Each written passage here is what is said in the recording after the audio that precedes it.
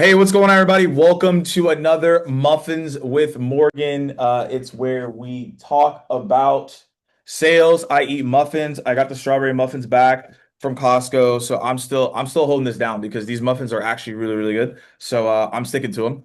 But we have Nelly here today, and we're going to talk about LinkedIn, y'all's favorite topic. We've gotten so many questions around. You wanted more of that. You wanted to talk about it more and dive into it more. And so here we are. So as everybody comes in, we'll give it a minute and let us know where are you tuning in from today, what's going on in your world, if you got any fun things to share, maybe you got some fun facts, some cool closes to the end of the month and end of the quarter. But as you come in, let us know where you're tuning in from so everybody can see where you're at. And then also as well, we'll throw it to you, Nelly. Where are you tuning from? I'm tuning in from Denver, Colorado. Awesome. Awesome. Are you a skier, snowboarder, or neither? I grew up skiing, but that's in upstate New York, so pretty much on a hill of ice. I've skied a couple times here in Colorado. Yeah. There's a lot of work that goes into it. Yeah, I've heard like I have not done skiing or snowboarding yet, but I heard that there's you got to put in some work to get it done. Yeah, also expensive, but it's fun. So shout out to Daniel. We got Tampa in the house. We got Boston. We'll let everybody else chime in where they're tuning in from as they come in here. But as we get into it, y'all, we got Atlanta in the house. Shout out to ATL. But as we get into this, what are we discussing today? What are we talking about? What are new ways to prospect on LinkedIn? How can you go about it? What are some ways that you can stand out across the board? As we got obviously different people chiming in today. And the whole goal is for you all to take this information we're going to talk about and go execute. So there's three main things that we're going to be touching on today. One is what is the way that you can show up on LinkedIn and do prospecting and do outbound and stand out? Like, what are the things that you could be doing to get those meetings that you're looking for? The second thing that we're going to be talking about is using videos, how you can be creative, etc. And three is like, what are ways that you can follow up on LinkedIn that maybe you're not thinking about? So what we're going to do is we're going to dive into examples of exactly what that is. I'm going to talk a little bit about what's going on in AMP world too as well, so everybody's informed. And then we're going to dive into some tactical examples. So with that being said, let's dig in. And the first thing that we're going to talk about is who our guest is today, Nelly. So Nelly, tell us a little bit more about yourself. What exactly are you selling? What are you doing in the BDR role? And then if you would like to share a fun fact with us, share a fun fact. Okay. Yeah, my name is Nelly. I'm a business development representative at Contentful. Our company is actually headquartered in Berlin, Germany, but our North America office is in Denver. So if you're ever in Denver, it's a super cool building to check out in downtown Denver. The voice is echoing. Is anyone else's voice echoing, or is it just Mohammed? Let us know if it's echoey. Just if it is, then we can fix it. But if everybody else is good, let us know. But now they continue. Okay, cool. So Contentful is a content management system. So kind of to dumb it down, it's a marketing platform. Um, I've been at Contentful for about a year and a half, but I entered the tech sales world in 2023. So it definitely was a big shift for me going from med tech sales into Contentful, where it's a lot of marketing lingo, and I had to learn that. And a fun fact about myself, I know how to play piano.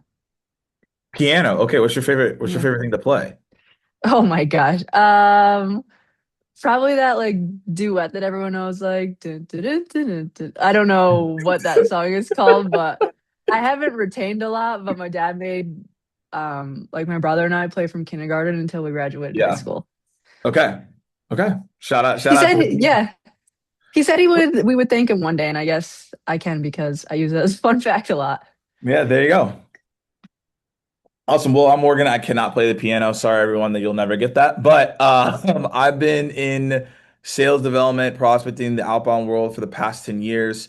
I started off as a SDR, sales development rep, and most people know my story. Was not good at it at all. Got better over time. Was able to understand what I needed to do, and it led to success from there. And now through the things I've learned through training and workshops and all that different stuff, I now run a company called Amp Social, and our main focus is to help reps become magnetic, intuitive, and consistent. What you probably have seen through all the guests that I brought on, like that's what they bring to the table. So through the frameworks that we coach on and train on, that's ultimately what we're seeing across the board. And we have a program called Sales Team 6. We'll go into more detail about that after we show the tactics that we're going to talk about today.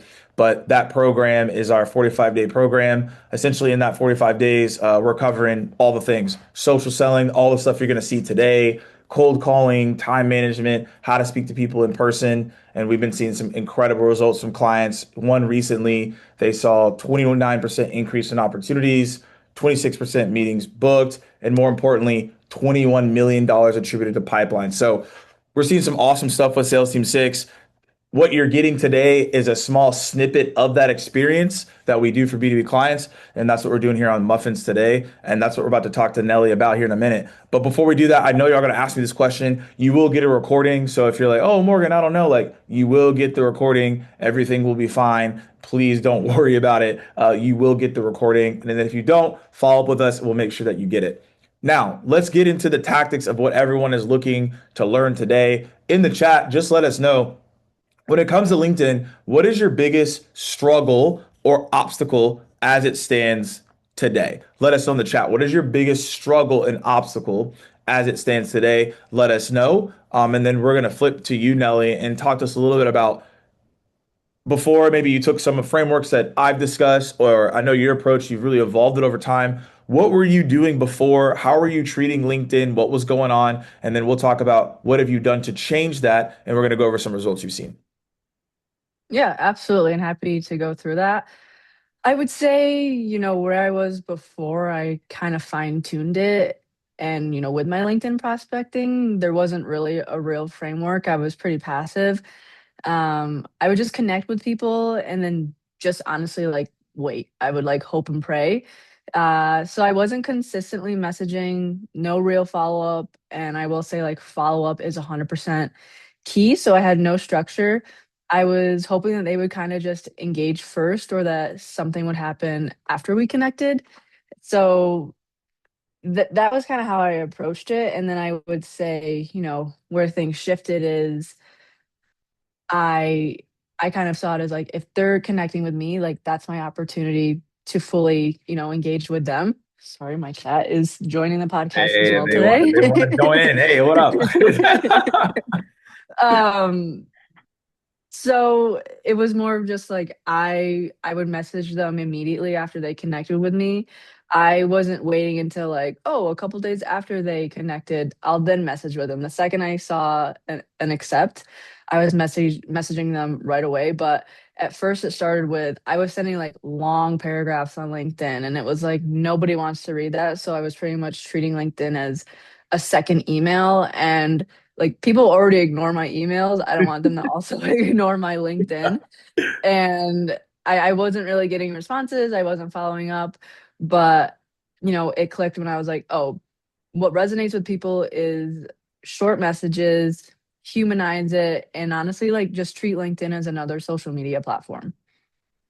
I love that. So I'm curious for everyone else, are you finding the same in the chat? So for everyone else that came in, we had kind of Luke say this, Rocky, James, Angie. For those of you who are like, hey, we're trying to get more responses on LinkedIn, do you find that you're writing your messages more like an email? You could let us know in the chat. But I definitely was the same way. Like when I first started, I would like literally copy and paste emails into LinkedIn messages being like, oh, this is the way to Yeah. do it, and it wasn't. Like I got cooked. So Yeah. so I learned really quickly that it needed to change to make it more human and more relatable.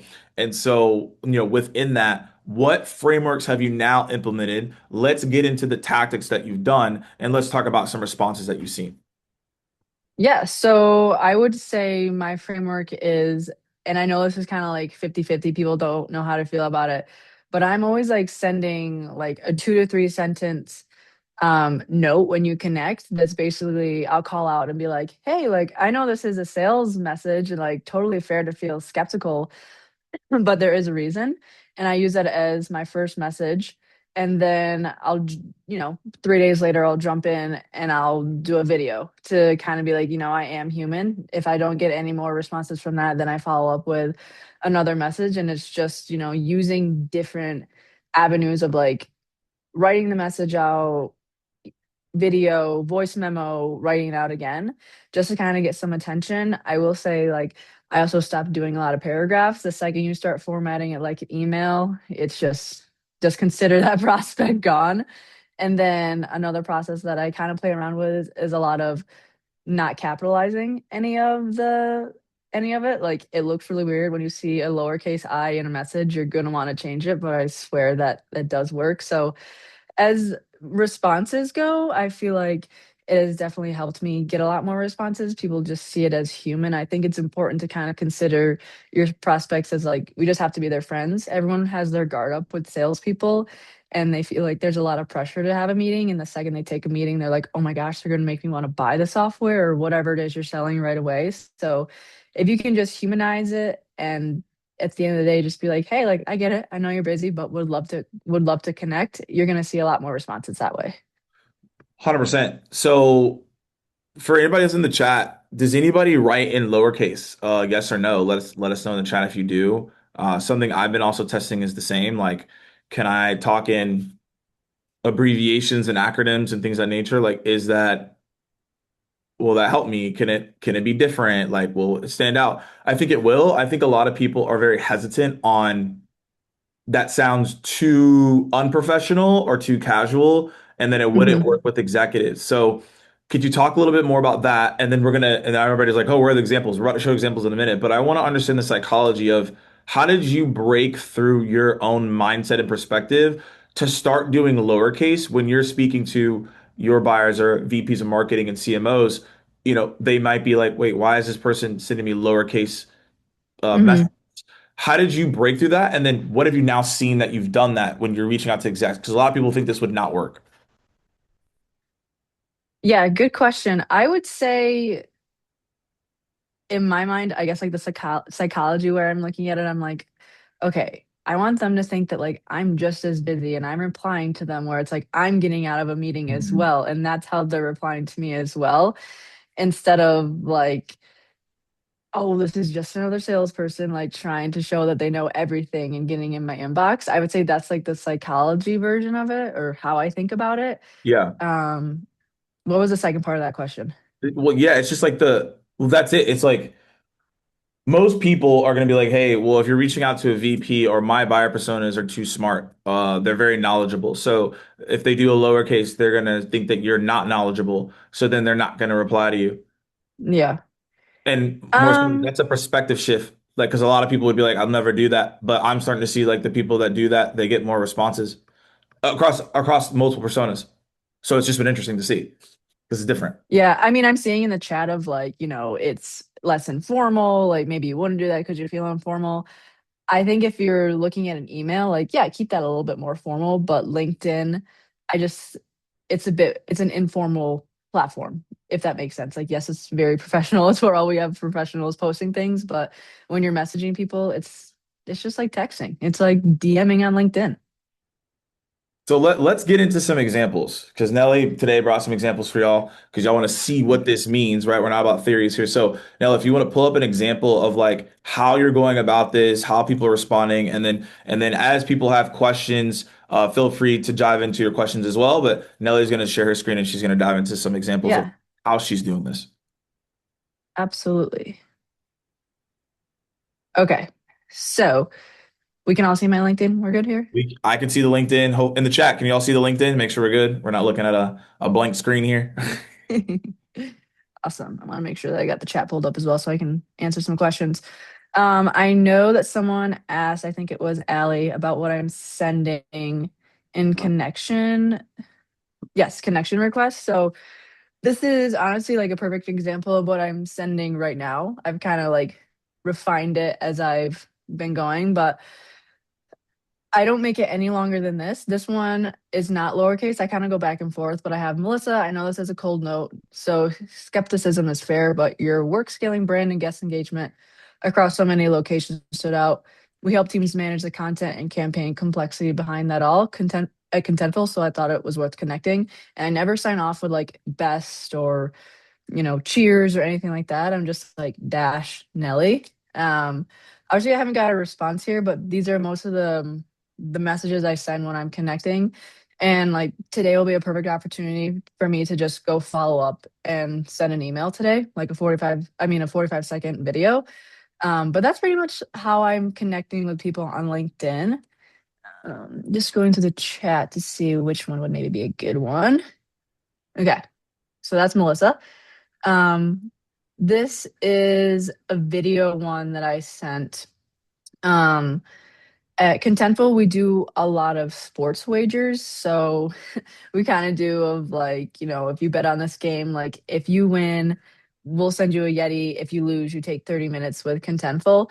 Um, a lot of people have loved it. It's just a fun way to get attention. And at the end of the day, like it's not just another like typical sales email. It's making it fun of like, hey, I saw you went to UNC, like would love to put a bet on the basketball game, like simple things like that. So when that was happening, I would send the connection note, just kind of being like, I sent you an email, like this is what it is, blah, blah, blah. I always kind of like to put a personal note in there. Like I live in Denver, so I mentioned that, that we're in Denver and like obviously my fiance's family are Avs fans. So I didn't get any responses. So then I sent a video. I will say I'm normally not this pale, but when you send a video over, like you record it on your phone and then put it in the LinkedIn, it for some reason puts a crazy filter on your face. And I was able to finally get a response and like, hey, that's so sweet. I would love to know more about this. And kind of just going from there, like, ha ha ha, love the energy, just like totally keeping it casual and setting a meeting up from there. But as you see, like that was March 4th, I sent that, and then I sent the video March 6th, and then I got a reply from her right away. So it was a video that really got her to be like, oh, okay, like this person's real. Um, any questions Well, kind of about that right now? let's go back to this, because I Yeah. think people are gonna have questions on this. So when you see this right here, um, this first message, March 4th, you sent, and then you sent it March 6th, so you waited 2 days. Is that your standard that you're waiting this 2 to 3 days? Um, so yeah, tell us a little bit more about that, like your thought process on the follow-ups. Yeah, so I try to do all my like LinkedIn connecting with people on LinkedIn Monday through Wednesday because I like Mhm. to dedicate my Friday to sending videos. I think Thursday is just a little too close because it's kind of like I just did that yesterday. I don't want to be like too desperate. So Yeah. I would say that's pretty typical. Monday through Wednesday, everyone gets a video on Friday. Okay. Okay. Perfect. And then, yes, everybody, we're gonna get to the video in a minute. If you could play the video because people want to hear exactly what you said there, and then obviously we'll probably have some follow-up questions too. So Yeah, we'll play the video real quick and make sure that everybody can hear it. So let's play it so then we can hear what was yeah. the breakdown there. I will say too with the video, I am like, I'll take the video and it's like first one I just send. I'm like, you know what? Whatever. I like to keep That's the it. right energy to have. I think Yeah. if you overthink it, that's where I think actually the biggest mistakes happen is if you overthink it and then Yeah. it sounds like a RTD2. So Exactly. Like I'll sometimes stutter in videos. So if you hear that, that's not me like being nervous. I'm just kind of like, whatever. Like they're getting it. Um, all right, cool. Let's play it. okay. Let's see if people can hear it. Yeah, let's make sure the sound works. Okay, we can't hear that. Okay. Hang on. Let me maybe disconnect from my AirPods. Yeah, we'll find it out real quick, y'all. But how are we able to syndicate if they're not connected with you yet? No, Paige. So essentially, if you were first degree connected to someone, you can send them a video, either on the desktop with a Loom or a SynSpark or a Vidyard, whatever platform you want to use, or you can send it on your mobile phone, your iPhone, to that person. Now, here's the other case and scenario. If you wanted to send it without being connected to them, you could email them, or you could send it in the connection request as a link. I would tell you that the easiest thing to do is to send a connection request to people that's blank with no note in it in the evening, and you're gonna have a higher acceptance rate. So I'd probably say 30 to 40 clients I've worked with in the past 8 months, I'll tell you that like out of the majority of all those people, the ones that have gotten the best results, the people who've gotten the most engagement are the people who send blank connection requests in the evening and have higher acceptance rates, which then leads into them sending more videos. So that's the workaround if you don't get accepted. And then if you do get accepted, that's how you send it. So anyways, back to you, Nelly, to play the videos here. Yes, let me pull it up because, okay, here we go. Okay. Let me know if you guys can hear it. Hey, Jamia. Happy Friday. I'm Nelly. Yes, I'm that salesperson who is in your LinkedIn DMs. I'm a real person. Just owning it. I'm trying to be slightly different because your role is important, and I didn't want to send another circling back note that adds zero value. And I reached out with a fun wager because of the Oilers and Avalanche game. I'm in Denver. It's dumping snow right now. But besides that, I did reach out because creators like yourself who are doing authentic values led that lead storytelling usually hit a point where organizing content, um, collaborations, and publishing workloads starts eating time they'd rather spend creating. So I know you definitely have that all sorted out on your end. But sometimes when I say that, people actually are like, no, we are dealing with that. So either way, it's totally fair. You can tell me to go away, but figured I'd be different and at least send something on a Friday. Yeah. Okay. Okay. So I'm at a classic LinkedIn, but we understand that was the CTA there. I know we had let's see, Muhammad, Wendy, James, you all asked for the video. Let us know your commentary in the chat on like, what else you want to know there. We'll play more videos, but the video was played, so let us know you have questions there. I would say that the biggest thing here to me, just so that everybody knows, is that like again, it doesn't have to be perfect. It's just the fact that she did the video and then she took action on it. I think a lot of times it's easy to overthink this and be like, "Oh, I gotta go do all this stuff." Like you don't need to do any of that stuff to be honest with you. Like you just need to send the video. So Yeah. that's what I would say because that's how you're really gonna win at the end of the day. Is that so for everybody watching the video, you're like, "Oh, I have to do something crazy." You really don't. So I don't know, Nelly, if that's kind of your take on it, but that's what I'm getting from this. Yeah, 100%. And I think the most important thing too that I really have kind of like tweaked and refined is yeah, I reached out because of the wager, and that was kind of my like, this is how I'm gonna grab your attention, but I always tie it back to like, there was a real reason why I'm reaching out, and your role is important, and I kind of, make it about them so they want to learn more about our product and just like being real. Like I'm like, oh, I'm Friday working from home. Like you can see that I'm working from home. Like I'm not all Yeah. jazzed up.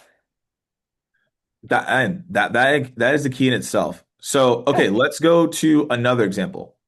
Yes, so those are kind of like good ones where I've refined it from, but I want to just kind of show an older one of like where my LinkedIn used to be to get to where it is now. And this one did get a response, but I will say like it was very, what is the saying? Like far and in between. Is that the saying? Few and far between. Yeah, yeah, Okay, that was the saying. So yeah. like it would be like maybe two a month or something. And then I got to the point with the way I'm doing it now where it was like two a week to yeah. So this was a CMO. So like this is like who we really want to talk to, but like you can see how long that my LinkedIn messages used to be. I mean, 3 paragraphs is crazy for a LinkedIn message. Um, but I was also still following up, but my follow-up was again 3 paragraphs again, and I was able to get a meeting, but like I said, this would be like I would get two a month, and that's not going to help you get to your numbers at all. Like I might as well have just sent that in an email. Yeah, exactly. Send that in an email. I wouldn't even say send that in an in-mail. Like that's pretty much an email only. Hey, send it out, see what happens. But it Right. sounds like now this maybe is another example. You're going in being pretty punchy, and it seems like you lean on the sports thing a lot. Yeah, so I do a lot of like the sports bets. I mean, March Madness was huge for us. So now like we found other ways, but like this one, even though I didn't get a meeting, like I always send that initial message. He replied, and he just wasn't the right contact, which I think like yeah, that's not a meeting, but it's still a win because most of the time you're still able to, right here he gave me a direct referral of who to reach out to. So it's just like little things like that. Like if maybe I would have been a normal salesperson and like sent a long message like I did to that last example I showed you guys, he probably just would have said not the right person and just like left it at that. Or like not even said anything. But I think by being more human, he was like, "Oh, okay, like this is who you need to talk to." And so when okay, talk a little bit about emojis. How, I mean, this is probably how you talk, Yeah. but a lot of people, when they see emojis, sometimes now they think it's, oh, it's AI, like stay away, kind of like stranger danger type vibe now, but how people see emojis. So I don't know if anybody in the chat, do you use emojis when you communicate, or maybe you stop using them because everyone in AI is kind of like, everyone sees Yeah. AI now and they're like, oh my gosh, I don't want to do this. So, more so like, how do you know? Is it kind of like a gut feeling of where you use the emojis because you use them as you communicate? What does that look like for you? Yes. So I would say like mo any emojis that like chat gives me, I usually like clear that out and I have like my select five that I always use. But just kind of like before emojis, like taking a step back a little bit, I always remove the dashes that like chat will generate in a message because that screams AI. But something that I really do, and I'm sure a lot of you in the chat have like done a disc profile assessment. So that's something that we've done at Contentful is like knowing your disc profile. And I've taken that and I'll take a prospect's LinkedIn and I'll ask chat like what is their disc profile based on their LinkedIn. And if it's like a D, which is dominant, I'll Yeah. just be like, okay, like I would never send an emoji to that person. But if they're Yeah. like an energetic person, which I think is an I, then I'll send an emoji just because like they resonate more with emojis. And I don't even know if it's like maybe they don't care that it's AI as much, but they're like that's just like how they receive information and respond well to it. So it's a gut feeling of when I know where to put it. Yeah.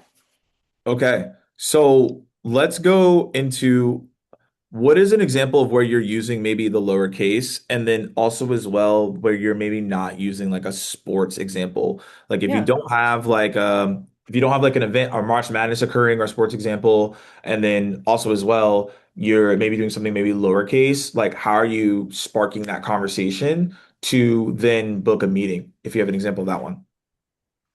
Yeah. I mean, uh, And then as Nelly looks, if people have questions, feel free to put in the chat in the Q&A. Obviously, if you have something like, wait, I don't know how that works, like now is the time. so this is obviously like an old example when I hadn't necessarily transitioned into my method now, but this is something that I've always stuck with my prospecting on LinkedIn. Um, always like thanking them for connecting, but I will say like the biggest thing is the bottom paragraph. The number one thing I'm always looking for with a prospect is where they went to school, where they currently live, where they maybe lived with past roles, and I just try to see like if I can relate it to anything I've done in my life.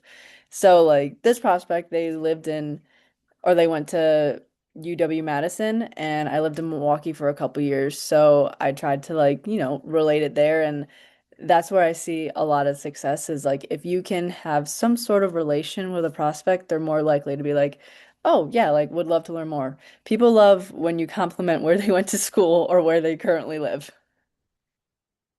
That's something that we actually noticed last time we had Sierra come on here a couple weeks ago. She mentioned she's doing the same exact thing. Like she'll mention places that if like let's just say Denver, and she's been to Denver, she'll be like, "Oh yeah, like I've been there. This is what I did," and then it'll lead into what they're also asking as well. I think it's obviously important to like not make things up. Like don't be like, "Hey, Right. I was at the Empire State Building," and like you weren't. So like don't make things up. But I do think what is incredibly important is that you are trying to find relatable points to be human in that. So it sounds like in all basically all these scenarios, you're always trying to find something where you can lead with something that is from their school or their location, but not like in a gimmick way. Because you could also do that too, and that could be a problem. Yeah, exactly. Um,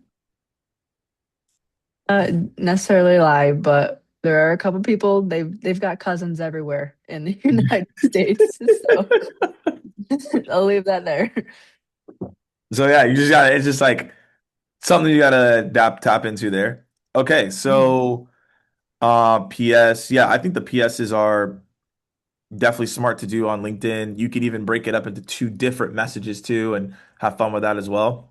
But Yeah, this and all it's makes sense. definitely if you want to use it in email, I think it's a great subject line as well, um, because it's an attention grabber. People aren't always getting those emails in their inboxes. They're usually getting, for example, for me, it's like contentful and I don't know, AMP. And it's like, oh gosh, I don't want to open that. Yeah. Yeah, you're like, okay. Yeah. Here we go again. Cool. Okay, so I know we went through a good amount of examples. Any other examples? I saw you maybe pull up some more video examples for people to see, but what else are you doing in the DMs to show us here? Um, I would say, which other one did I pull up? This is, I mean, that's, I would say, okay, I haven't gotten a response from this person, but this is, I would say, a typical workflow. This is obviously an old one, but the follow up video, that's pretty much what everyone's, I would say, if you're looking at my like messages that are open here, what a prospect looks like. And obviously, like it's not always going to work. You're going to get some people to reply, but just the consistency is what works over LinkedIn. So you're just so that I have a breakdown here and everybody's kind of like as they're taking notes, you're not doing any you're not like starting off with a video. You're Mm-mm. starting off with something written, something easy for them to consume, something easy for them to see. Hmm. Then once you do that, then the next phase that you're doing is some level of maybe a follow-up, kind of that second message, which is kind of like more compact.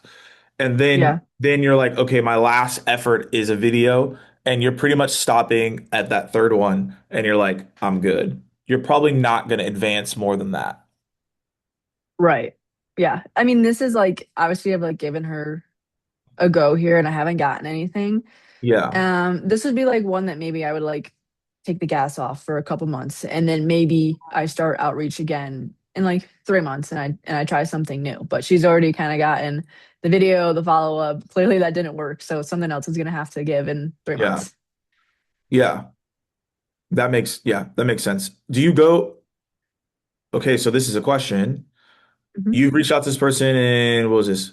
March? Okay, so are you going to reach back out in July and try again, but they didn't respond to these three messages? Or do you like remove this person as a connection and go after someone else? Like, what do you do when you sent someone three messages and they have not responded? It's a lot different. You can't start a new thread like an Right. email. Yeah. It's not like, oh, like let me try again. Like they're gonna see the last three messages. So what do you Right. do? Is it just like over? Like I'm curious for other people in the chat too. Like when you send three messages, are you like, okay, I'm done. I'm gonna go to someone else now? Like what's the thought process here? I mean, yes, try to find some other people in that company. But honestly, like if I were to send her a message today, I'd probably be like, I'd probably like, well, I guess nothing's working. And then like try to do something like that just to maybe start a new thread. But yeah, that would be my thought process. Like, what is it that's gonna get her to reply and like just a one liner and then like putting her back in my workflow. Okay, so you would come back what, maybe 3, 4 months later? Like I guess how long would you give it? Yeah, probably like June, July, end of June, July. Okay, June, July, you're gonna come back with maybe like a one-liner, something, nothing crazy, and then try to Yeah. restart it. Okay. Yeah.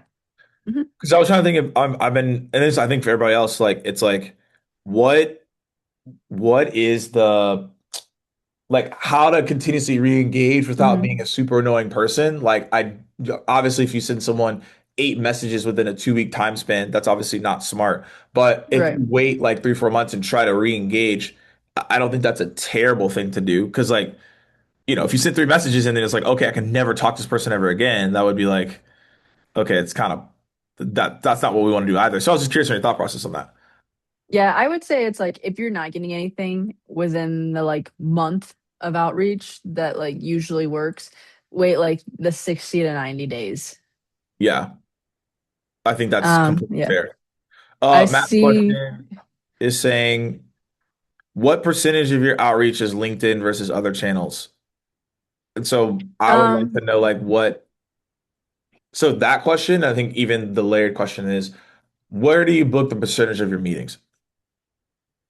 I would say honestly, I know this. It's like 80% of my meetings are booked on LinkedIn, and then the other 20 are email, just maybe based on more inbound leads. But I think it varies maybe for every industry and company. I have never had a contentful. I've never had a outbound win on the phone. So my meetings are 80% LinkedIn. And I'm sure everyone also has their own like tool for doing outreach. My company uses outreach and there's sequences that you can add people into, but the success you see with LinkedIn is keeping track of your tasks because the software tools that you use that are gonna like have LinkedIn steps, you're only gonna have like 2 steps per sequence or cadence or whatever it is. So you have to be diligent on the side of like, okay, like I need to go outside of this sequence and I need to follow up with these people every 3 days. Yeah. Matt, was that what you were looking for? Or do you have any follow-up questions? Make sure Matt's good. Uh, as we've covered a lot of different components here, videos, different. Agreed. Yes, it does. That's a different combo. Not here though. We've covered your flow, we covered the videos, we've covered exactly how you're talking to different people. This I want to open up audience, like what questions you'll have in Ellie's workflow. Let us know if you found this impactful, maybe expanding your perspective on what to do, what not to do here on LinkedIn. But ask questions, or maybe is there something that you want to see from Nelly that you have not seen yet? Ask those questions, put it in the chat. We want to make sure that whatever is on your mind, we can cover it as well. So Mohammed came in and said, "Do you use audio messages only?" So so are you only doing videos basically at the end of the day? I'm only doing videos because my thought process is if I'm going to send an audio message, I might as well send a video. I know a lot of people have seen success with audio messages, but personally, I'm just kind of like, I'd rather show my face than just like talk into the phone. Mhm. So that's just my preference. But like I said, I see people see success with audio messages as well. I would say if you're gonna do audio messages, just use it as a way to like warm up, get yourself ready to do videos. I think videos will always win at the end of the day, but at least you can warm yourself up to it. So that'd be my take. Angie's asking, do you use Sales Navigator? I use Sales Navigator every single day. Or do you have any specific questions about Sales Nav? Yeah, I guess we'll see if she has a follow-up. So we'll let her come back with a follow-up question on that. Okay. Um, can we start directly with the video message? So Mohammed, are you saying like your first message to someone as a video? Is that what you're saying? Or I want to make sure I understand your question. Let's go to this question. Are you managing lead lists through a CRM that has an API with LinkedIn, or are you putting lists together in Sales Nav and managing there? I'm trying to figure out how to keep track of my LinkedIn cadences, etc. So yeah, I guess what's your workflow there? Are you basically using an Excel spreadsheet? Are you using Sales Nav, or do you Okay. have an API link? That's basically the question. Um, y- yes, I'm using Sales Nav, but I'll just like build my list out of like how like I guess maybe if I was going after an industry, a competitor, or if it's like a wager thing. So I build those lists out there and then I like get them put into a sequence with outreach. And that's how we all feel about outreach. But I keep track. Is it how I keep track of like my LinkedIn follow up is more of the question or I think it's just I think what the is like how do you know when to send them? I guess it's like how do you know your cadence? Like outreach has a cadence and it's easy to do that for email and calls. How are you doing it for LinkedIn since they don't directly link up? Yeah. Yeah. I do it actually in like my notes app on my computer. So everyone that's connected with me, I have like connections I need to follow up with, and I'll just type them in there, and then I like check off the box. And then I also have a separate note that's like people I need to follow up with a message, and then people I need to follow up with a video. And like if I did video, then I move them to the messages, or like if I did message, then I move them to video. So it's just like That, it's an ongoing checklist that I have. yeah, that makes sense to me. Okay, cool. So he's good there. From Angie, the question was for sales nav, she's asking you, do you do it for leads? So I guess the overall question is, how do you use sales nav to generate more meetings? Like what filters are you looking at, et cetera? And like what's your Yeah. I I would say like a good starting point when sales nav is filter in if they follow your company on LinkedIn. That was like the number one thing I did just because I kind of treated it as a little bit warmer because they already know what your company is. So you can kind of go in there and maybe call out like, hey, I saw you follow XYZ on LinkedIn. Is there anything you wanted to learn about? And I always plug in as a BDR, I plug in my account executive's book of business. So I'm able to filter it out by there. And if there's ever any events, you can filter out by cities, where they're located, industries, and that's how I've found Sales Nav super helpful. Cool. All right, cool. Angie is good. We'll go to so Rocky says all lowercase on LinkedIn cold outreach. That's the question. Like, should he go straight Um, lowercase for the next yeah, 50? I would That's what, test that's what he's saying. definitely like test it out, like see if it works for you. Sometimes even if you have a spelling error, like leave a spelling error. Like sometimes people reply to those things, like it sounds so weird to say and so wrong, but there's like this weird human psychology about people seeing errors and then needing to reply. There you go. Rocky, here first. Luke's question. How often do you get a response from your first LinkedIn message compared to the hypothetical second or third? Good question. um I would say if it's a wager, like 40%. If it's more cold outbound, where I'm like, oh, like I know I'm sales, blah, blah, this is why I want to connect. That's probably more of like 30%. So wagers get a lot more responses first on. Cool. If you got follow-up questions, let us know, Luke.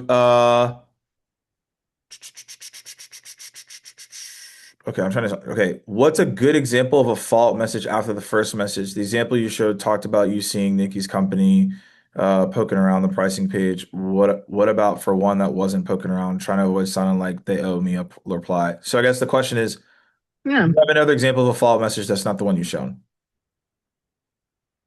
Yes, let me do a little bit of digging.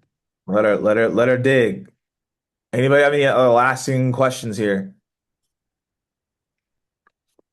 Now is your time.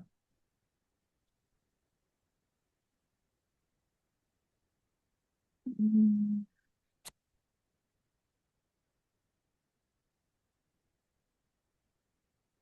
Well, one that gets pulled up, not really. I guess, yeah, this doesn't really answer your question because trying to avoid like the OU reply. But like if you see that they've looked at your profile, that's a great follow up. Call that out. That is Um, that's definitely a good call for sure. I definitely tell people you should tap into that one 100%. Tap into that one. I would just say my biggest thing is like I'll keep looking for an example, but you have your initial outreach, like come back with another reason. Like what's the hook? And like don't try to like list so many things like this is what we do, this is why we're going to help you, this and this and this. Like narrow it down to one thing, and it's more likely to get a response. I know that's not answering your question. I just got to dig a little bit more. I Didn't have would this give one pulled you up. No, I'll give you Mohammed, I think the best way to think about it is like what can you give somebody that like a level of insight? Uh Yeah.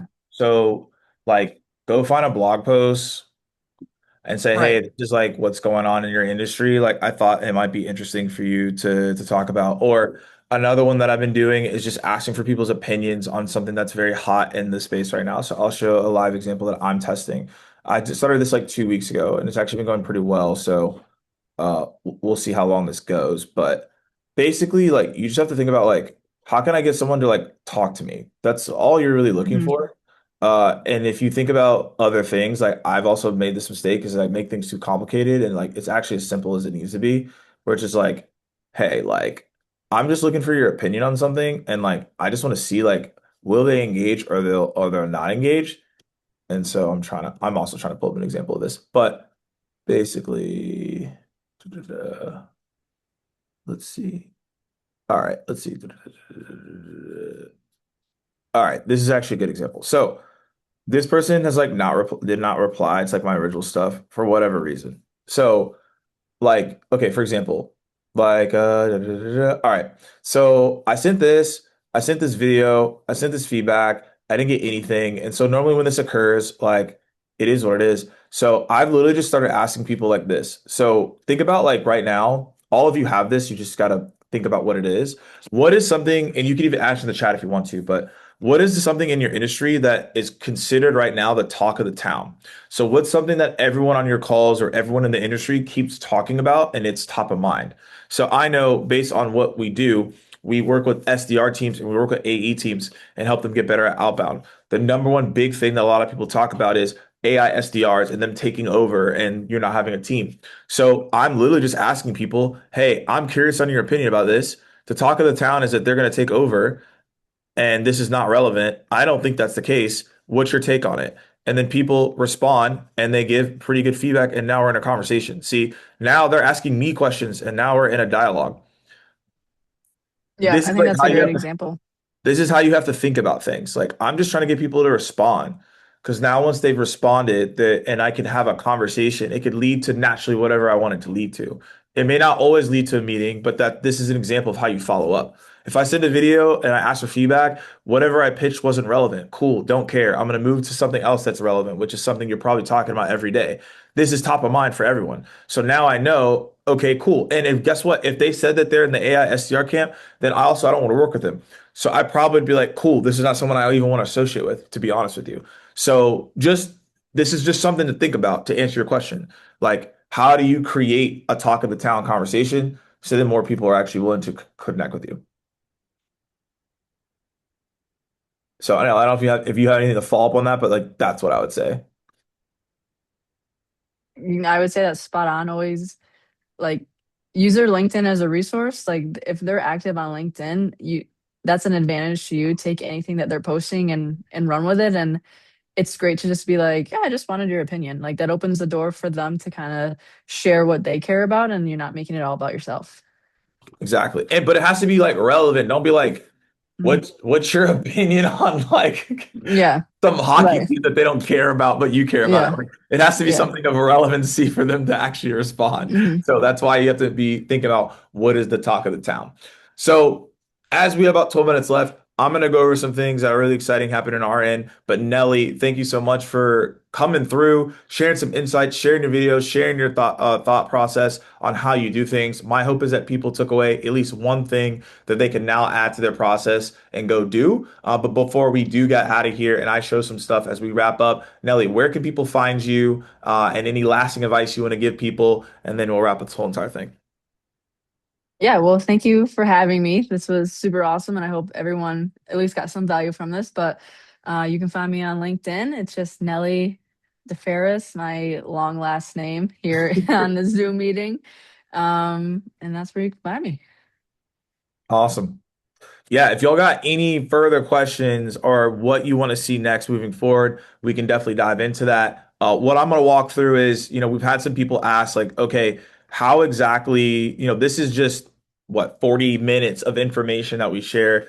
This is 10, like 5 to 10% of what I actually walk through clients with when it comes to B2B organizations and things of that nature. So just want to show y'all if you're like, we had some people ask, like, okay, how could there be a way that you could come work with my team? Or if you're a leader on the call, you're like, hey, like I want my team to do the stuff that you're seeing.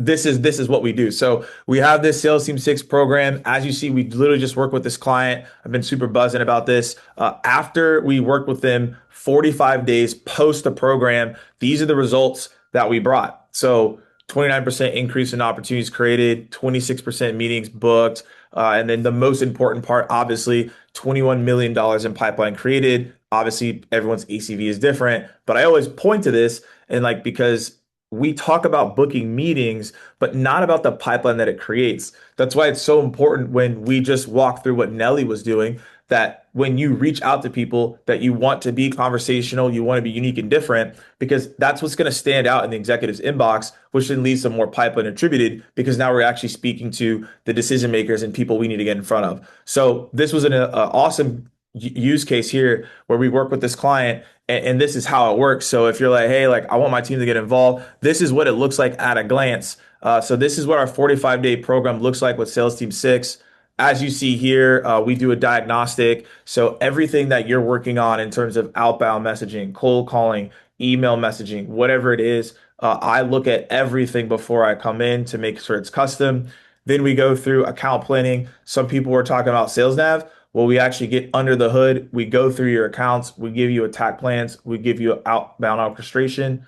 Session two, we go over LinkedIn. So how to send LinkedIn videos like we just talked about here today, LinkedIn voice notes, LinkedIn messaging, and then cold calling. We still got to make cold calls, still got to break through the noise. We go through that. And then we have coaching blocks that we also go through as well. So Steph on my team just dropped it in here. If you are a leader and you're like, man, I need my team to break through the noise and be different when it comes to outbound and we want more pipeline and we want more meetings booked, let's have a conversation, strategy session. If you're a rep and you're like, I wish that my team had this and they don't, we can also chat as well, give you a strategy session to see if I can work with your team. So again, this is what we're working on. This is what we're really excited about right now. We've seen crazy results from it. You just saw it from the last slide. So again, if you are in the motion of like, we're in May, I can't believe we're already in May, which is crazy. But if you're like, hey, I want to get more out of my team, I want to do more, I think there's more we can be done, fill out that, and then we can have a strategy session with you, give you some breakdowns on what you could be doing in your outbound process, and then maybe we could work together. So that's what's going on there in terms of Sales Team 6. Wanted to share that as we wrap up. But more importantly, as we do wrap up, any lasting questions that anyone has on the LinkedIn outbound front moving forward? If not, I have actually one more question for Nelly because I really want to see her take on this one. When you're doing LinkedIn messaging, and I know it's different for every persona and buyer, and I get that. But where are you finding the most success when you send messages? Is it on the weekend? Is it on, Fridays at noon, right? Like where are you seeing like, okay, I'm getting the most results here? Thursdays. Thursdays. Okay. hmm Yeah, Thursdays. I Okay. don't know if it's because like people are excited that it's about to be Friday or what it is, but Thursdays. And I will also say we have a thing called like LinkedIn After Dark. That sounds extremely suspect. You get more responses after the business hours. I'm telling you. LinkedIn After Dark. Is that where y'all book the most meetings? Yes, if you're just like on your couch eating dinner, connect with people, then send messages, you get a lot Hey, more responses. LinkedIn After Dark. Who would have thought? Yep.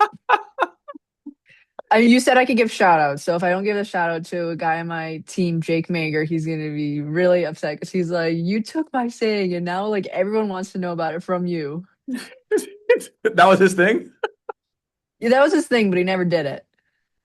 LinkedIn After Dark is actually absolutely hilarious. Yeah, I do. I think of the evening time or after dark, that's the best way to do it for sure. Like you truly cannot go wrong. Yeah. So do you send, but is it messages or videos as well? It's more messages that I send at Okay. night. Okay. The videos I just do, I try to do them Friday morning because I like to think, or I hope that everyone has a bit slower of a Yeah. Friday. Yeah. Yeah. Okay. I think the LinkedIn After Dark is funny. It's been LinkedIn After Dark, Nelly at Night. Like there's a couple terms for it. LinkedIn After Dark and Delhi at night. That Yeah. you can start your messages that way. Yeah, Nelly at night. No, yeah, nah, I'm pulling up on you. Awesome, y'all. Well, again, we have that in there. If you want a strategy session, fill it out. Anybody has any questions, just go ahead and fill that out, and then we'll reach out to you. If not, hopefully, again, you take the advice that we talked about here today, and that you can, go moving forward. And the goal is like Angie, what you said is for you to be more creative, be more thoughtful, and do things that help you stand out. So hopefully, you'll have an amazing rest of your Friday and weekend. Nelly, thank you so much for coming on once again, and we'll see you all on the flip side. Thank you. Cheers, everybody.